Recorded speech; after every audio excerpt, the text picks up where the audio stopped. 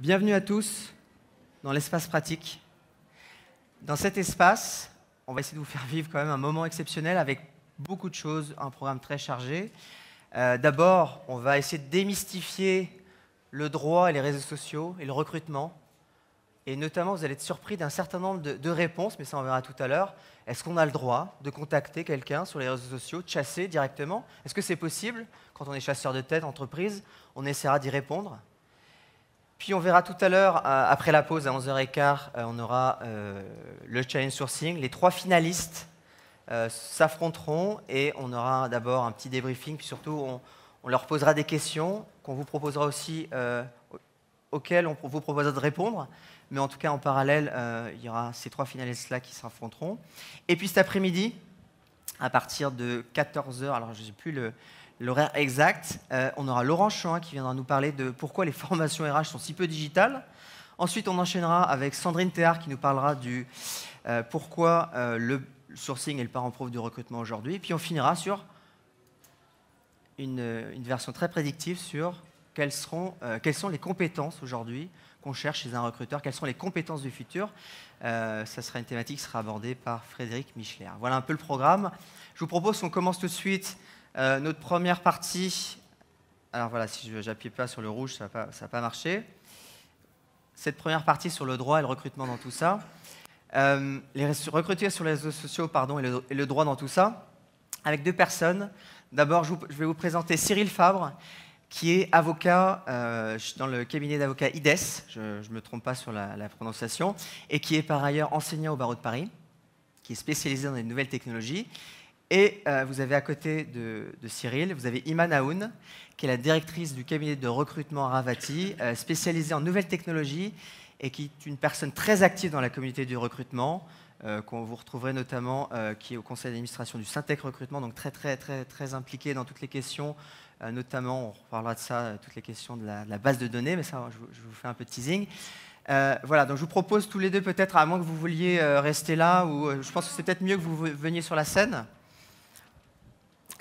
Alors, pour commencer sur un format, alors ça va être une partie une séquence en deux parties séparées. Première partie, donc, Cyril et Iman vont échanger avec nous. Et la deuxième partie, je vous ai préparé un questionnaire pour tester vos connaissances dans le recrutement. Donc, on vous passera dans une demi-heure. On va voir un peu comment vous êtes calés. Alors, il y a un peu de droit, il y a un peu de recrutement, il y a quelques chiffres. Et ça sera intéressant pour vous de voir un peu où vous en êtes en termes de connaissances. Et évidemment, vous utiliserez, vous embêtez pas, hein, si vous cherchez un stylo, vous en avez un autour du cou. Normalement, en tout cas. Alors, je vous propose qu'on commence avec Cyril et Iman. Alors, la question 1 que tout le monde se pose, c'est: je dirige mon cabinet et j'achète un compte premium via Deo LinkedIn pour mes consultants. Si mon consultant part, est-ce que je suis propriétaire de leur contact? Ça, c'est une vraie question qui revient de façon récurrente. Et on a plusieurs éléments de réponse à vous proposer. Alors, j'allais proposer peut-être plutôt Cyril. Pardon, c'est moi qui... Ah, pardon, alors il y a un... Voilà. Oui, voilà, c'est bon. parfait. Alors, bonne question. Je suis emballé.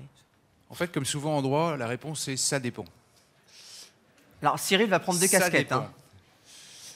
Ça dépend pour l'essentiel des éléments de fait. Si c'est l'entreprise qui a acheté le compte premium et qui donc le paye régulièrement et qui l'impose comme un outil de travail à son salarié, dans ces cas-là, au même titre qu'un ordinateur ou même un actif incorporel, on va considérer que le compte premium appartient à l'entreprise sous la réserve, évidemment, de ce qui est propre au salarié, c'est-à-dire sa propre personnalité, sa photo, son nom, etc. etc. Donc c'est un compte qui va... Les données vont appartenir, mais il faudra effacer la photo, effacer le nom à terme et assurer cette transition. Et ensuite, il y a les distinctions, je passe la parole à Iman, pour les comptes recruteurs, qui ont encore une option particulière. Les comptes recruteurs LinkedIn ou Viadeo sont des comptes que l'entreprise paye et on y associe un profil utilisateur qu'on peut modifier au moment du départ du profil utilisateur. Donc LinkedIn et Viadeo l'ont bien prévu. Eux, pour garantir au cabinet de pouvoir conserver les contacts sur lesquels ils ont investi en travaillant avec leurs équipes. Donc, en fait, il y a un utilisateur qui accède au compte recruteur, qui initie des mises en relation, etc. Mais quand il s'en va, on change juste le compte utilisateur, on met la nouvelle personne et les contacts restent dans l'outil recruteur. Donc, c'est bien prévu là commercialement. C'est beaucoup plus cher que des comptes premium de consultants. En revanche, voilà, moi je découvre grâce à Cyril qu'en fait, on peut garder les contacts de ces consultants et les profils de ces consultants si on a payé l'abonnement premium. Je ne le savais pas. C'est un peu dur. Alors, je vais juste resituer, j'ai oublié de vous resituer un peu le contexte. Donc, Iman jouera la recruteuse candide et ingénue, il posera toutes les questions discriminantes au possible. Et Cyril prendra 2 casquettes, la casquette de l'avocat chiant, donc la loi, et la casquette de l'avocat pratique, pour savoir quels sont les éléments pratiques, justement, pour se positionner. Alors, question numéro 2. Si vous avez des questions, n'hésitez pas. Si vous pensez que vous n'êtes pas d'accord. Donc, la première conclusion, c'est que dans ce cadre précis, l'entreprise ou le cabinet peut garder les contacts de la personne quand il achète, en tout cas, son compte premium ou Viadeo. Deuxième question. Alors, moi, j'utilise LinkedIn, Viadeo pour recruter pour mes clients. Je peux bien sûr contacter qui je veux, le nombre de personnes que je veux, dans toutes les entreprises qui m'intéressent pour le compte de mon client. J'ai aucune interdiction. Et 200 fois par jour. Bien sûr. Absolument. Alors, là encore de nuances. Il y a ce qu'on sait et ce qu'on ne sait pas. Si le compte LinkedIn ou Viadeo, il appartient effectivement à l'entreprise, en tant qu'utilisateur, on ne fait pas la différence de si c'est une inscription à titre personnel. Donc, on va partir de la solution, on va dire, la plus pragmatique, la plus douce et la plus sécurisée sur le plan juridique. On peut contacter un salarié sur son lieu de travail et il a le droit à ce qu'on appelle un droit résiduel à la vie privée, c'est-à-dire d'utiliser le téléphone, l'Internet, etc., y compris les outils informatiques de l'entreprise. Donc, tu peux peut-être répéter, vous vous rendez compte ce qu'est en train de lancer Cyril en termes de choses, voilà, de pavés dans la mare. Donc, ça veut dire que je pourrais lui envoyer un mail sur sa boîte pro pour le chasser. Ça ne pose pas de problème. Tu peux absolument le faire. Après, c'est une question de confidentialité de l'échange. Et puis d'avoir la précaution de mettre en en-tête d'objets, par exemple, confidentiels, personnels, pour que l'employeur, si par exemple le compte appartient à l'entreprise, ou si les mails sont vérifiés, ce qui arrive dans quelques entreprises quand même, ça m'a beaucoup surpris. Que l'entreprise ne puisse pas, en tout cas légalement, y accéder. Parce qu'on sait qu'en pratique, beaucoup d'entreprises y accèdent néanmoins. Donc alors, là c'est... Donc on peut, mais c'est une question de discrétion. Donc la réponse est oui, on peut, mais avec des garde-fous. Avec des garde-fous et surtout avec de la mesure. C'est-à-dire que c'est pour ça que j'ai forcé le trait en disant on peut contacter 200 fois la personne. Comme j'ai indiqué, c'est un droit résiduel à la vie privée. Donc il ne faut pas que ça empiète sur le travail de la personne. Mais je peux contacter 15 personnes de la même boîte ? Ah, bonne question, Iman. Ça, c'est une question de mesure également. On a un autre problème qui serait éventuellement le débauchage massif. Alors, le positionnement est le même que tu sois une société de recrutement, un chargé de recrutement ou l'entreprise employeur final. Même nous ? Même les cabinets ? Même les cabinets, puisqu'en fait, vous n'êtes que le bras armé de vos propres clients. Contacter 15 candidats et les débaucher, admettons même que la moitié, on peut tomber dans du débauchage massif et c'est considéré comme de la concurrence déloyale, donc sanctionnable. À partir de combien de personnes c'est du débauchage massif ? Alors, pas de minimum, pas de maximum. En fait, tout est une question, une fois encore, de fait d'espèce. Une petite entreprise qui va avoir une force de vente limitée à 2 personnes et ces 2 personnes se faisant débaucher d'un coup, c'est une société décapitée. Et on va pouvoir considérer que c'est du débauchage massif. A contrario, sur une unité, par exemple une usine de 3000 personnes, s'il y a une quinzaine de personnes de débauchés, là on ne tombera pas nécessairement dans le débauchage massif. Donc légalement, on est couvert sur cette partie-là. Voilà. Après, c'est une question de bon sens, comme souvent, hein, en matière juridique. Il y a des obstacles que le non-sachant n'a pas forcément connaissance, mais c'est une question de bon sens. Alors, on a une question dans la salle. Il a partiellement répondu. La question était est-ce que c'est différent si on a un statut de recruteur ou si Olivier.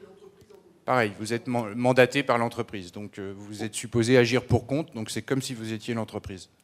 Donc je répète, hein, c'est pour les gens qui ont bien entendu, l'entreprise ou le cabinet peuvent contacter qui ils veulent sur leur lieu de travail. On est d'accord. De manière mesurée. De manière mesurée, à partir du moment où ça ne met pas en péril l'entreprise. Donc ça veut dire qu'un SFR peut aller chez Orange jusqu'à une certaine... Absolument. D'accord. OK. Question numéro 3. Et si vous avez des questions, n'hésitez pas à intervenir, hein. L'idée aussi, c'est d'en faire un moment d'échange avant le questionnaire. Question numéro 3. Ah oui. Moi, j'ai une base de données candidats, et puis j'ai un compte recruteur ou un compte LinkedIn. J'ai plein de candidats dans LinkedIn. Je voudrais tous les importer dans ma base de données candidats. Ça serait quand même plus pratique pour moi. Je le fais soit avec un plugin de mon outil de gestion de données candidats, ou je le fais manuellement. Je le fais faire manuellement par des collaborateurs. Bien sûr que c'est légal, non ? Ah, évidemment, Iman, que c'est légal, on peut tout faire. Oui, c'est sûr.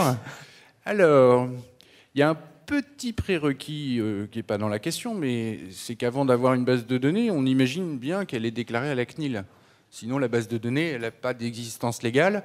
Et il y a de la jurisprudence très récente en disant que dans ces cas-là, la cession du fichier, la vente du fichier est interdite. Donc, d'abord, on a déclaré à la CNIL son fichier comme toute entreprise digne de ce nom, en particulier dans ce secteur. Je vais poser une question très basique, mais comment on déclare à la CNIL un fichier ? Alors, il y a en fait un formulaire, on explique que c'est un fichier de recrutement, je m'appelle l'entreprise Tartampion, voilà ce que je vais faire. C'est 5 minutes en ligne. D'accord. C'est rien. Ça veut dire que tout le monde peut le faire. Tout le monde doit le faire. Peut et doit le faire. Non, mais c'est le fonds de commerce d'une entreprise, d'un cabinet de recrutement. Donc si le fonds de commerce il disparaît parce qu'il n'y a pas de déclaration, c'est un petit peu gênant. Donc d'abord, on déclare à la CNIL.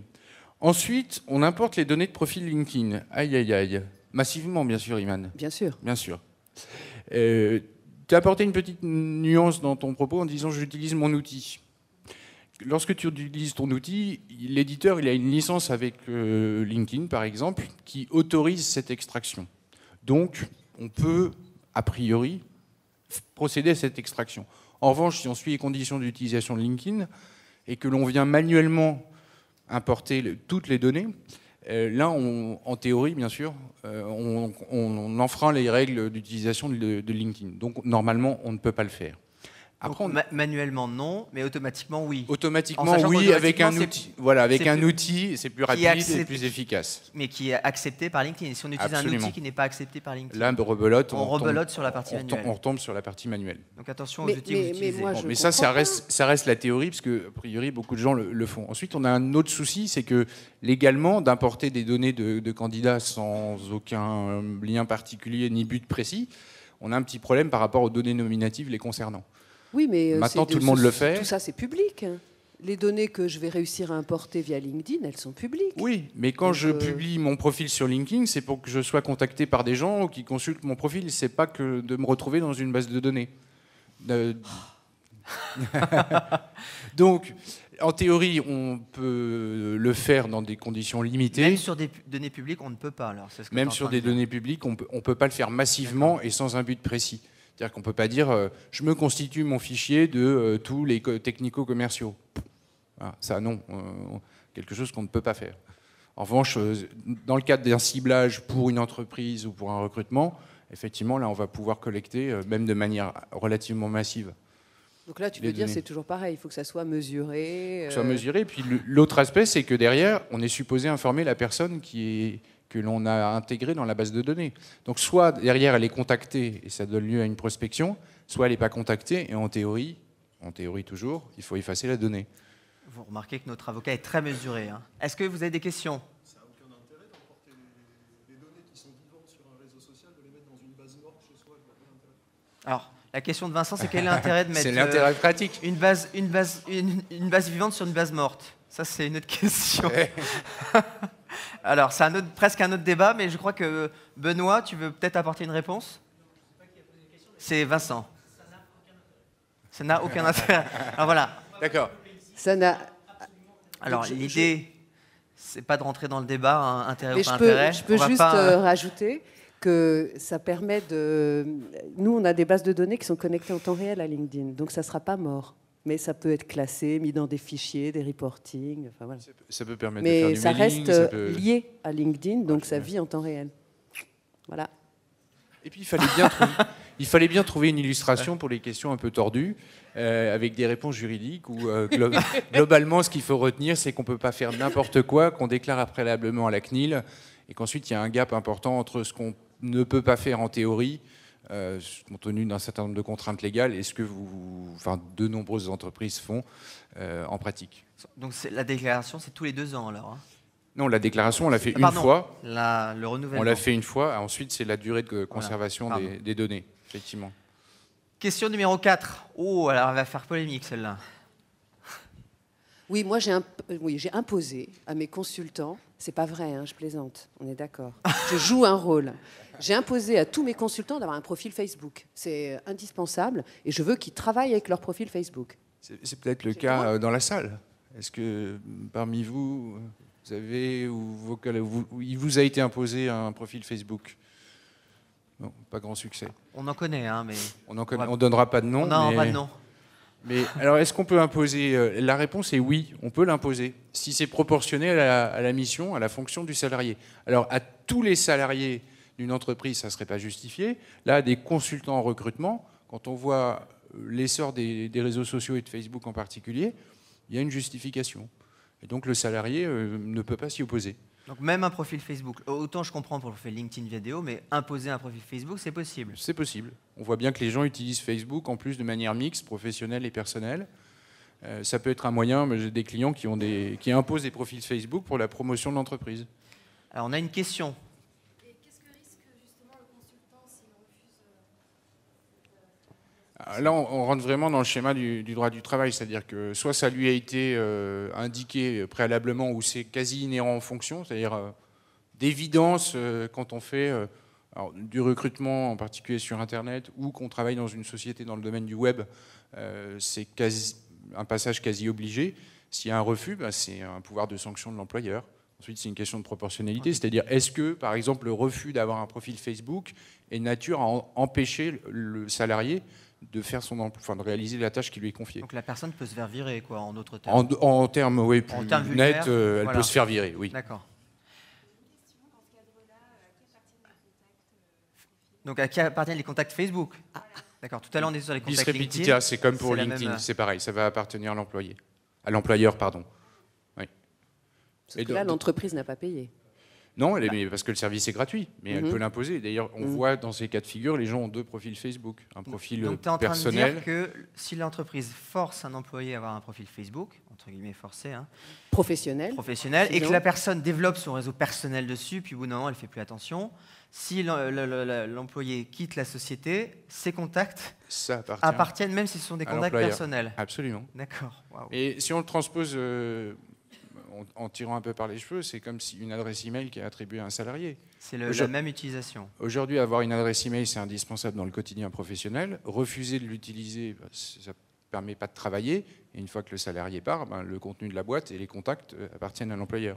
Wow, ok. Est-ce que vous avez des questions? On pourra revenir. Ouais, Fabrice. Là, on est sur la question de droit auquel les contacts appartiennent à l'entreprise. Techniquement, tout simplement, c'est vous qui imposez les login passwords et vous faites en sorte qu'ils ne soient pas modifiés. Et vous en avez la maîtrise technique, tout simplement. Et qui plus est... Voilà. Sur une base de données morte, c'est ça?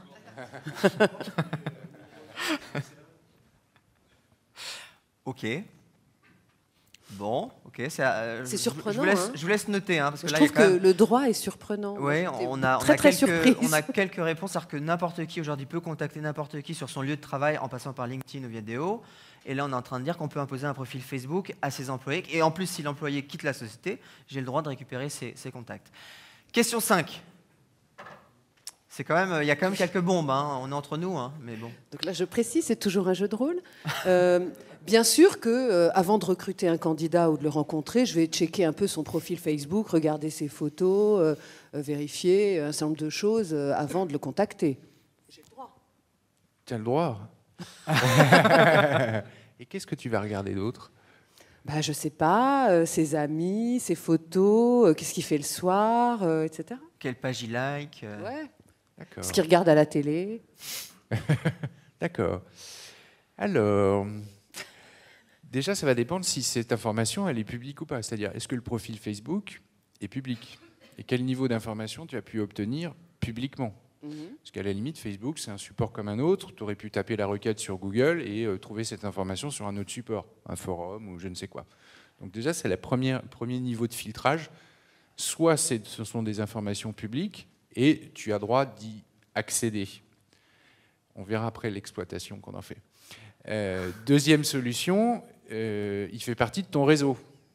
Soit parce qu'il t'y a invité, soit parce que tu l'as démarché. On va prendre les deux hypothèses. Il t'a invité dans un contexte X ou Y. Parfois, tu as accepté. Tu as accès licitement, légalement à cette information. En revanche, tu l'as sollicité et il a accepté. Là, la question peut se poser de savoir, mais dans quel but? Si tu es dans le cadre d'une relation de recrutement, normalement, l'information que tu vas devoir ou pouvoir consulter, elle est limitée à cette sphère-là et pas à la sphère privée. Donc ça, c'est le premier point de l'accès à l'information. Ensuite, quelles informations?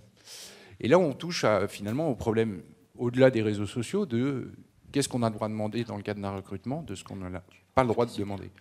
Et toute la dimension personnelle, normalement, elle ne rentre pas en ligne de compte.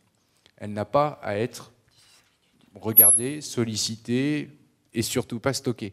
Donc, la dimension personnelle, c'est statut de famille, religion, Parti politique. Exactement, toutes les opinions politiques. Donc si un de mes clients me dit, Iman, sur ce candidat, j'ai vu que vous étiez ami avec lui sur Facebook et pas moi, est-ce que vous pouvez regarder ce qu'il vit sur le plan personnel? Est-il marié? A-t-il des enfants? Je dois dire non. Tu dois en théorie dire non, effectivement, parce que ces informations, tu n'as pas à les consulter et tu n'as surtout pas à les répercuter à ton client. Et ça ne doit pas rentrer en ligne de compte dans le recrutement. Maintenant, il ne faut pas se voiler la face, tout le monde le fait. On essaye de cerner un peu plus les candidats. Ce n'est pas totalement illégitime. Le tout, c'est de ne pas laisser de traces. Donc, pas de traces. La connexion sur Facebook, non mais soyons très clairs. La connexion sur Facebook, elle ne laisse pas de traces directes. Mais ensuite, il faut éviter d'écrire à son client. Alors, j'ai vu sur Facebook, effectivement, il a des pratiques sexuelles déviantes. Par ailleurs, il est... et ainsi de suite. Donc, pas de traces écrites et le moins de traces de manière générale. Alors, je vais poser une Sachant question. que ce que je suis en train de dire là, on contourne clairement la loi et que c'est du pénal. Hein. Non, mais en plus, on le sait tous, nous, recruteurs, entre guillemets, ça ne nous intéresse pas d'aller regarder ce que fait un candidat en dehors de l'information plutôt professionnelle. Et les clients qui nous le demandent, on les renvoie dans leur but gentiment en leur disant « Attendez, ça n'a rien à voir avec le poste et les compétences requises pour le job. » Donc ça ne nous intéresse pas, nous, recruteurs. C'est pour ça que je précise que c'est un jeu de rôle. Ça ne nous intéresse pas, en tant que recruteur, ce que fait le candidat en dehors de son job. Ça peut intéresser nos clients qui veulent en savoir plus sur les gens avec lesquels ils vont travailler et sur le plan personnel. Mais ça n'est pas dans notre rôle, ça n'a aucun intérêt pour nous, recruteurs, intermédiaires ou RH, je pense, donc on s'en fout. Et je dis toujours aux candidats, attention, vous m'envoyez une demande d'amis sur Facebook, ça, vous avez bien protégé votre contenu. Iman recevait régulièrement des demandes de mise en relation sur Facebook. Est-ce que quand on est en recrutement, de les accepter? Comment on les gère si vous rencontrez un candidat, que juste une heure après, vous recevez une demande de mise en relation sur Facebook? Qu'est-ce qu'on fait? On accepte. Alors, Benjamin, toi, tu acceptes? Il ne se passe plus rien sur Facebook. Depuis que tes parents ont investi Facebook, c'est un site de vieux. Sérieusement, il y a une enquête qui est sortie il y a quelques semaines que les moins de 25 ans, en réalité, il y a moins de 5% qui mettent la réalité sur le profil. Et il y a deux possibilités. Soit on a un profil avec un pseudo où là, en fait, on n'a que 30 amis et c'est des ceux qu'on connaît. Soit on est passé sur les réseaux sociaux qu'on appelle discrets. PAF, Snapchat, Wiser, ça vous parle? Vine. En tout cas, vos enfants, ils savent ce que c'est. Donc c'est pour ça qu'on est passé sur Facebook, c'est fonctionnel. Donc en fait, ce que tu es en train de dire, oui, il faut accepter, il n'y a aucun impact.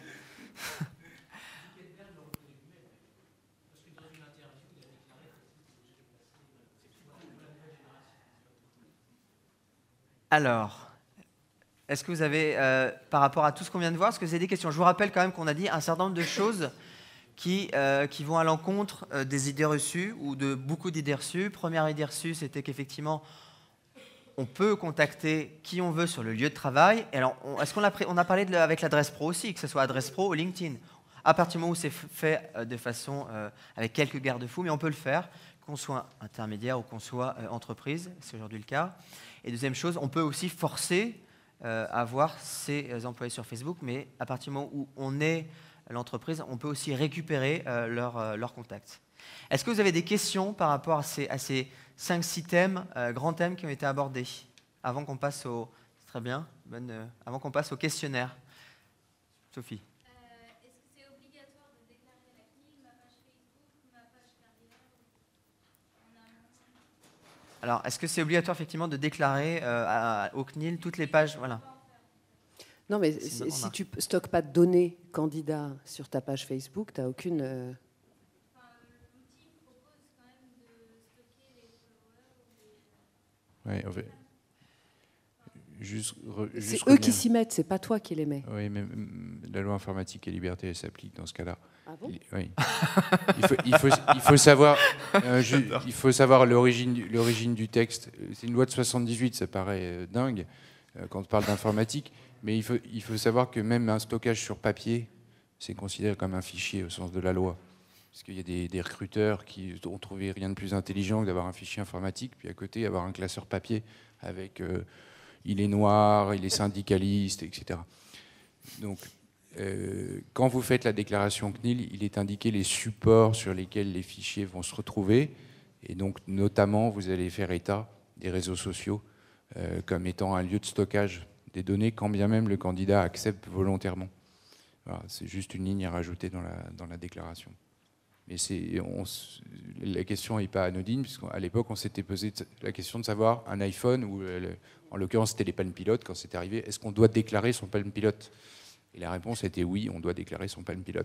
Après, ça peut rentrer dans la déclaration plus globale de l'entreprise, c'est-à-dire que ce n'est pas un support, une déclaration, mais un commercial d'une société, il est supposé, enfin, son employeur est supposé avoir fait une déclaration à la CNIL qui va couvrir son iPhone. Et, enfin, je vous montre ma veste, mais parce que j'ai un iPhone. Donc, on doit déclarer voilà. toute base. Effectivement, l'iPhone peut être dans ce cas-là. L'iPhone, c'est un support de stockage des données. Et il y a Ok. une prospection et il y a des données personnelles dedans. Alors, qu'est-ce qu'un Palm Pilot? C'est- Est-ce que quelqu'un sait ce que c'est? En gros, ils te traitent de vieux. Oui, j'ai pris un coup de vieux là. Donc, un Palm Pilot, je crois que c'est un téléphone d'ancienne génération. Smartphone. Mais sans téléphone. Sans téléphone. C'était pas smart. Et... C'est surtout oui, phone. oui, c'était juste un agenda électronique. gestionnaire Ah, oui, c'était plutôt d'agenda. un agenda, ouais. C'est un... Voilà. Et la Exact. fin, On a à légèrement. la fin dévié des du années sujet. 90, c'était très in d'avoir son Palm Pilot avec... C'était très chic. Je vous propose qu'on prend une autre question, Elisa.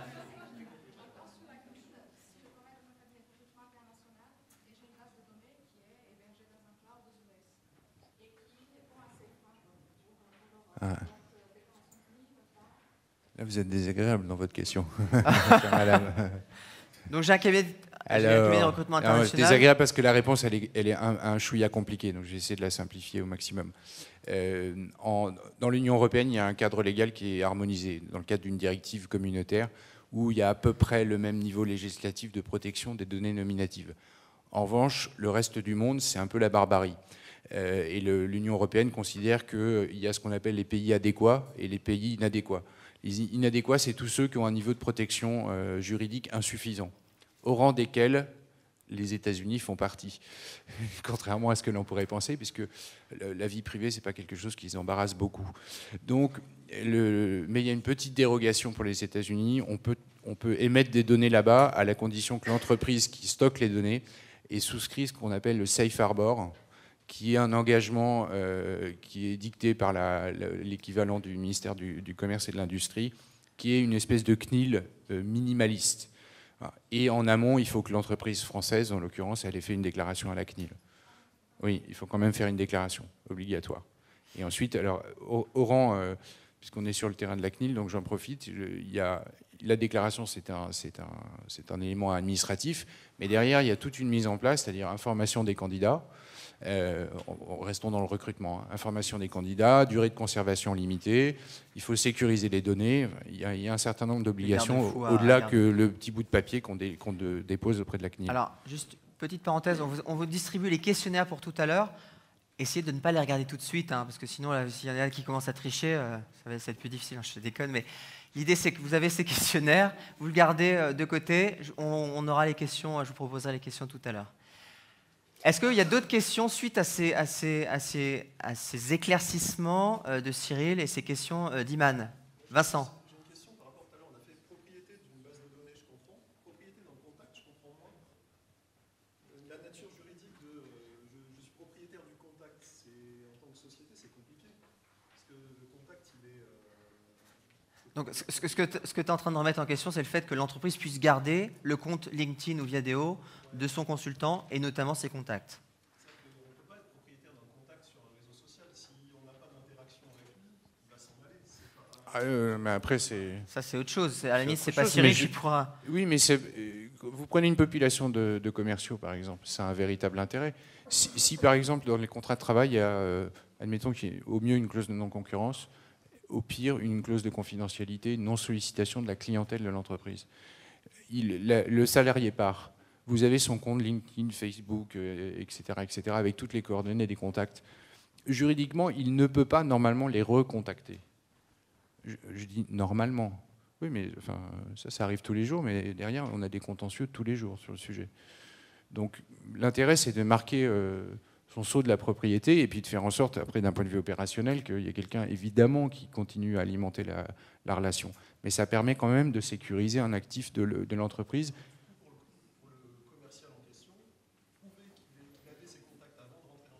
Très facile. Ah non, très facile. Ah oui, oui, oui. Oui, absolument. Et il les a par ailleurs dans ce cas-là. Il les a pas que sur son profil, enfin en lien avec lui. Non, mais c'est voilà. Et c'est pour ça que côté employé, on a tout intérêt effectivement à refuser que l'entreprise paye le compte LinkedIn et effectivement à conserver son précaré. Surtout quand on est commercial ou des fonctions qui amènent à une vie vers l'extérieur. Alors, est-ce qu'il y a d'autres questions? Je vois qu'il y en a qui ont déjà commencé à remplir le questionnaire. On va y aller doucement, hein. Je vous propose de prendre quelques minutes avant de le remplir. Est-ce qu'il y a d'autres questions sur ce sujet-là pour Iman ou des remarques ou non.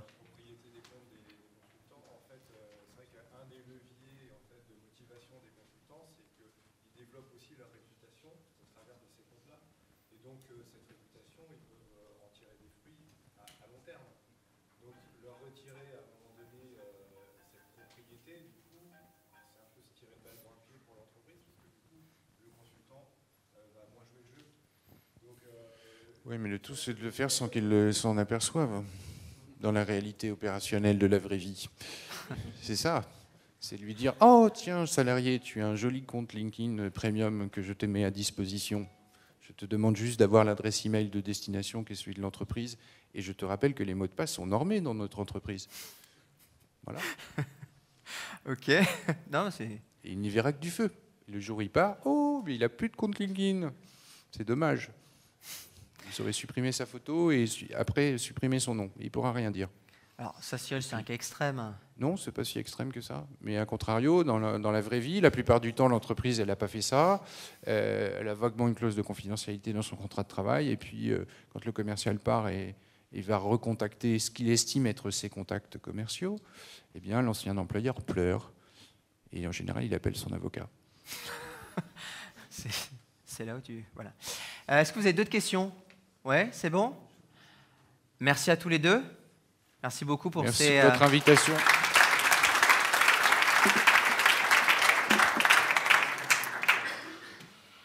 Alors, je vous propose, donc tout le monde a eu son petit questionnaire, de passer à la phase test, puisque maintenant vous avez écouté attentivement Cyril, pour voir un peu si vous avez bien écouté. En fait, il n'y a pas beaucoup de questions relatives, on verra après. Vous avez donc tous un questionnaire avec 11 questions. Il y en a qui ont déjà commencé.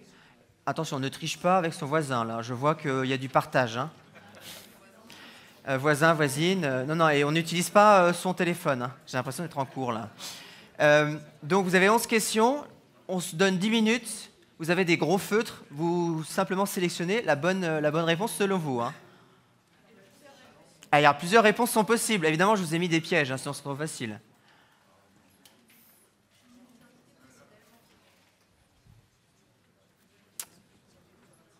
On va un peu tester vos connaissances, hein, ça va être intéressant.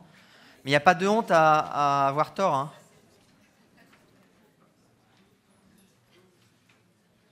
Tout le monde a eu son questionnaire? Christelle aussi, oui? J'étais fou. Non, c'est bon. Oh, bon, on est parfait. Il t'en reste beaucoup?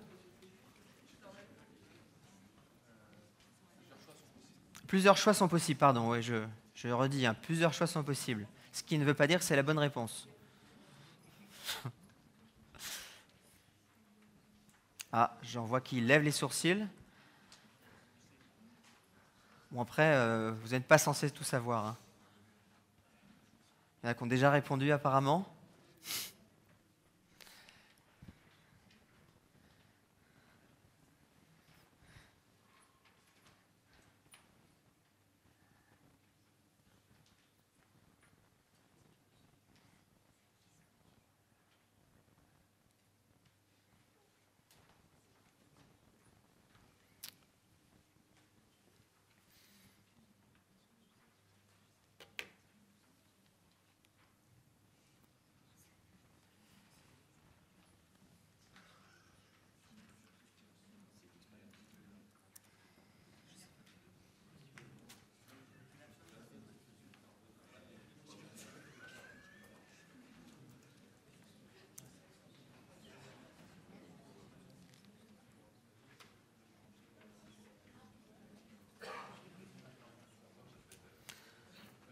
Alors, ça commence, ça avance. Je vous laisse encore 5 minutes.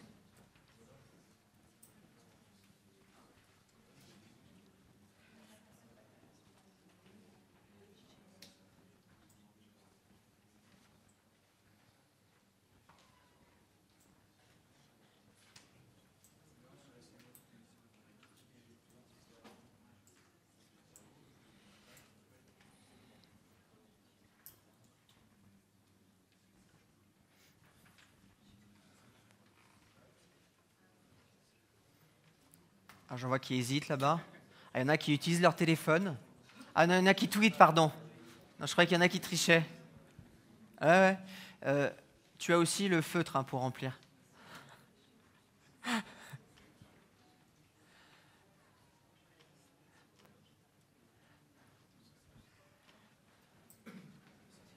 C'est bon, est-ce que tout le monde a fini? Oui, non?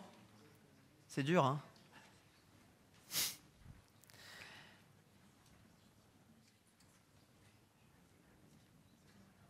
C'est ça.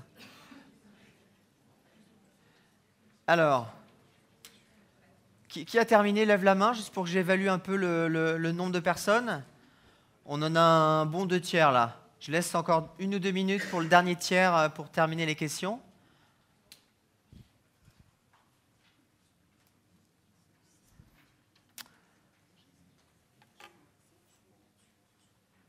Alors.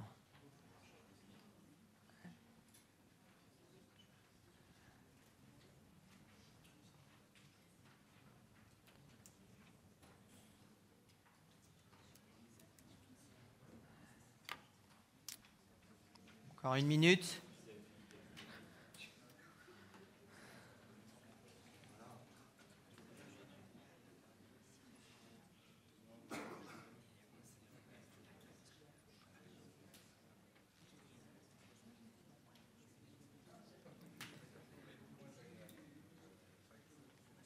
Alors, tout le monde a terminé, c'est bon? Eh ben, je vous propose qu'on aborde. Donc la première question, on va voir ce que va nous dire Cyril sur le sujet. Hein. Quelle mention pour qu'une clause de non-concurrence soit valide? Est-ce qu'on doit mettre la mention une contrepartie financière? Est-ce qu'on doit mettre une période d'application? Ou est-ce qu'on doit mettre une zone géographique? Quelles sont vos réponses? Les 3. Très bien. Cyril, un commentaire là sur le sujet? Non, si ce n'est que ça se paye après.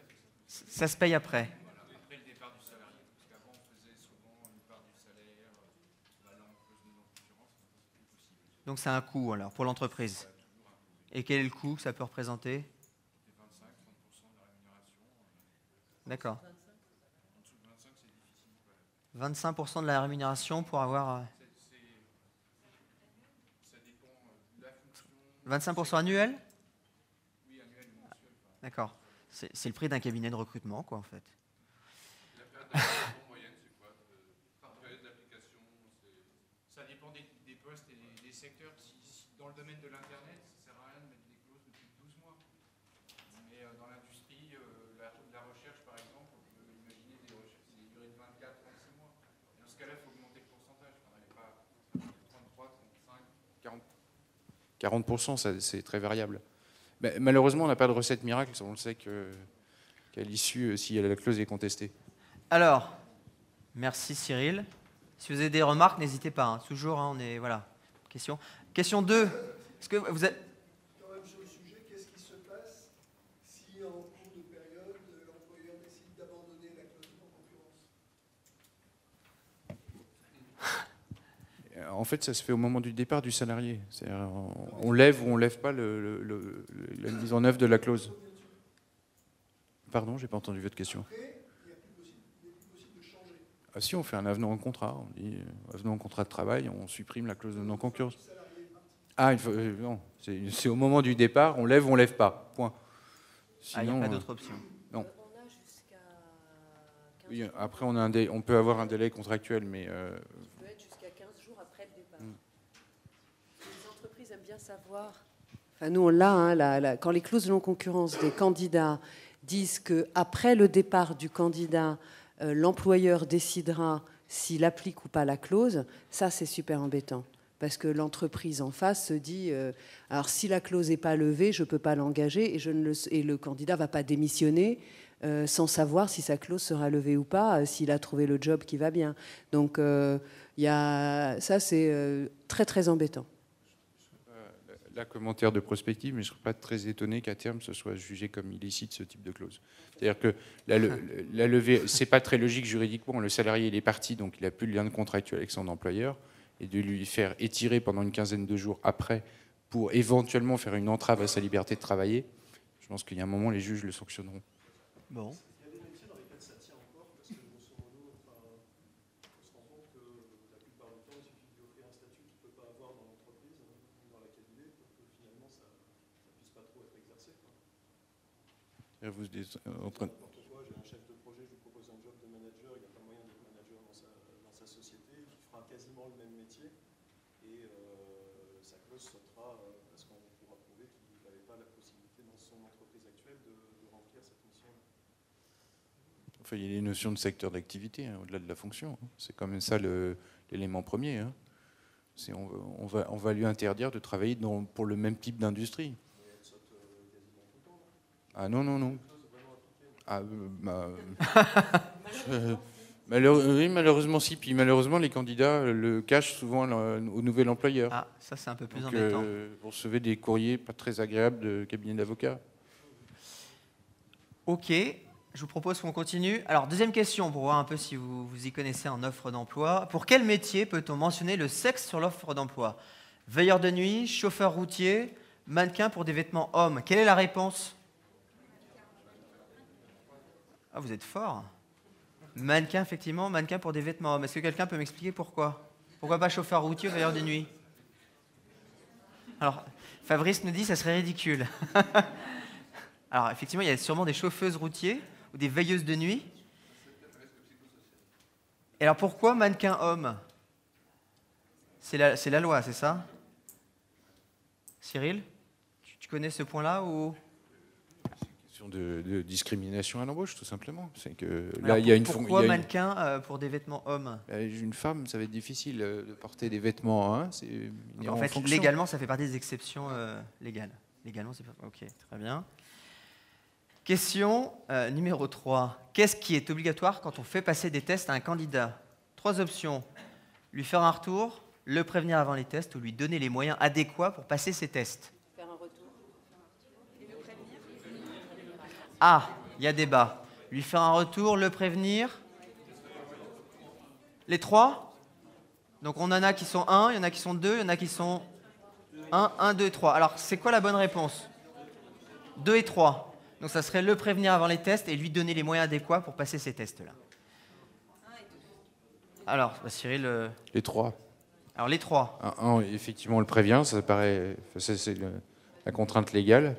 2, on lui donne les moyens, ça paraît aussi logique, ne serait-ce qu'un stylo, hein, basiquement. Et 3, on a une obligation légale de lui faire un retour, surtout qu'il y a un certain nombre de tests qui sont plus sensibles que d'autres. Alors moi, dans ma recherche sur la bonne réponse, j'avais une réponse seulement. Je suis tombé sur un article où il précisait qu'il fallait prévenir avant. C'était quasiment obligatoire. Légalement, je n'avais pas forcément les autres réponses. Question numéro 4. Oh, elle est facile, celle-là. Peut-on rédiger une annonce en anglais, en allemand, dans une langue européenne ou aucun des trois? Alors, c'est quoi la bonne réponse? Dans la langue d'usage de l'entreprise. Ah, dans la langue d'usage de l'entreprise. Non. Du pays où va travailler le candidat. Alors, c'est du pays où va travailler le candidat. C'est-à-dire que la petite annonce est basée en France, pour un poste qui est en France. Elle doit être en français. D'accord. Ou dans les deux. Ah, attendez, on va trancher. Je ne sais pas si Cyril, tu as une réponse précise sur le sujet ou... En tout cas, en France, oui. Il y a un truc qui s'appelle la loi Toubon. D'accord, c'est obligatoire d'avoir la petite annonce en français. Donc on ne peut pas la faire en anglais. Normalement, non. Français et anglais. Voilà. D'accord. Et comment techniquement c'est possible? La même annonce? Donc les deux parties sont une partie en anglais et une partie en français. D'accord. Alors, 5e question. Combien y a-t-il de cabinets de recrutement en France? On vous a mis 3 possibilités. Plus de 1500, plus de 2000 ou plus de 2500. C'est quoi vos réponses? Entre 1000 et 1500, il y en a qui ont utilisé leur téléphone. Donc c'est quoi vos réponses? Plus de 2000? Alors selon le dernier chiffre, c'était un chiffre INSEE hein, qui vaut ce qu'il vaut, on serait autour de 1600 cabinets de recrutement en France. J'en vois qui hoche la tête. Mathieu, tu as peut-être des nouveaux chiffres?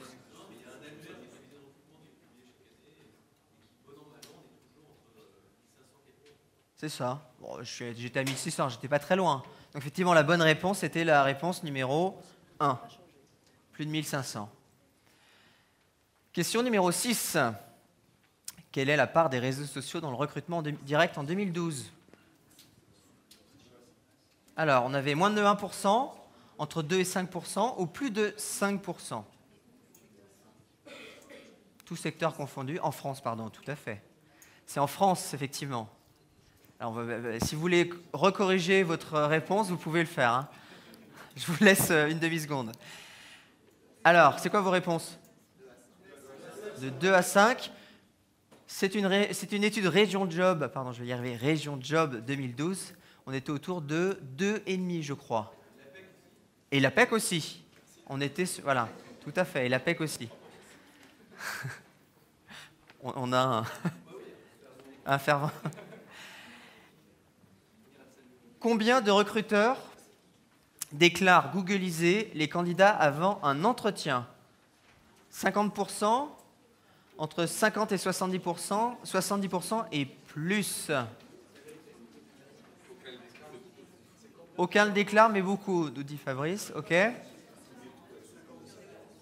50? Fabrice? Alors, l'étude que vous aviez donnée était autour de 68% de mémoire. Hein. Donc on était effectivement dans la réponse qui était la réponse numéro 2, entre 50 et 70%. 68% des... Ça, pareil, hein. C'était l'étude Région Job, on s'est appuyé dessus, déclarait googliser le nom d'une personne avant un entretien. 8e question. Alors, elle n'était pas facile celle-là, mais effectivement, quand on était de l'APEC, ça pouvait aider. Combien de CV en moyenne reçoit-on pour une offre déposée sur un site emploi? Alors, on a 3 réponses. Moins de 40, entre 40 et 60 ou plus de 60? En moyenne. Rappelez-vous qu'il peut y avoir des écarts importants selon les secteurs d'activité et les fonctions. Combien vous dites? Plus de 60? Entre 40 et 60? Messieurs?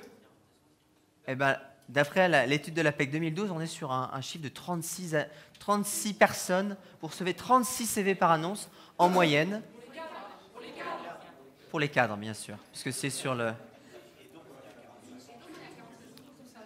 Pour les cadres. J'aurais dû le préciser, vous avez tout à fait raison. 36 CV pour les annonces cadres, par offre d'emploi déposée. C'est très peu quand on pense à certains métiers où on est sur des volumes très importantes ou d'autres métiers où carrément on en a très très peu. Sur le Bon Coin, c'est un peu plus effectivement. 9e question. Alors n'hésitez pas pour les derniers arrivants à regarder le questionnaire. Hein. Classez ces outils de sourcing par ordre d'importance dans le sourcing. Vous en avez 4. Réseaux sociaux, cooptation, job board, prestataire, cabinet de recrutement. J'avais mis. Quel est d'après vous l'outil qui génère le plus de candidatures aujourd'hui pour les entreprises? Alors, job board numéro 1. Ensuite, cooptation numéro 2, très juste. Prestataire numéro 3 et numéro 4, réseaux sociaux.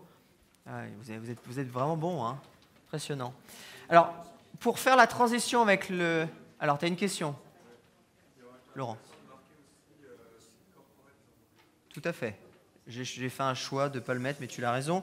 Site corporate, qu'est-ce qu'on avait comme chiffre? On était sur, effectivement, ça doit être le 3e ou 4e source de candidats pour une entreprise. Alors, pour vous faire la transition pour la partie suivante, on vous a préparé aussi 2 questions sur du sourcing pour un peu vous mettre dans l'ambiance. Première question très simple, entre guillemets. Quels sont les opérateurs booléens de base? Il y en a 3. Alors, pour rappel, un boole est un mathématicien écossais, je crois. Et donc notre ami a créé le langage, les prémices du langage, et il y a 3 opérateurs principaux quand on fait de la recherche en utilisant les opérateurs booléens. Quels sont-ils? Oui.